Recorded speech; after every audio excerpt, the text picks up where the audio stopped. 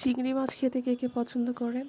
তাও আবার যদি হয় টমেটো দিয়ে লাল লাল করে খুব মজা করে ভুনা করা, তাহলে তো আর কথাই নেই। আমার তো চিংড়ি মাছ খুবই মজা লাগে, খুবই পছন্দ আমার। আপনাদের কার কার খুব ভাল লাগে সেটা কমেন্টস করে জানাবেন। হ্যালো, আসসালামু আলাইকুম সবাইকে। কেমন আছেন সবাই? আশা করছি সবাই অনেক ভালো আছেন। আমি আলহামদুলিল্লাহ অনেক ভালো আছি। আজকে আমি একটা রেসিপি শেয়ার করবো আপনাদের সাথে। সেটা হচ্ছে, অলরেডি বুঝে ফেলেছেন, কি চিংড়ি মাছ ভুনা করব আমি টমেটো দিয়ে। অনেক দিন পর আমি চিংড়ি মাছ খাচ্ছি, আর সেটাই আজ আপনাদের সাথে একটু শেয়ার করতে আসলাম। এই রান্নাটা আমি খুবই সিম্পল ওয়েতে করেছি, অ্যাজ ইউজুয়াল যেভাবে রান্না করি আমরা।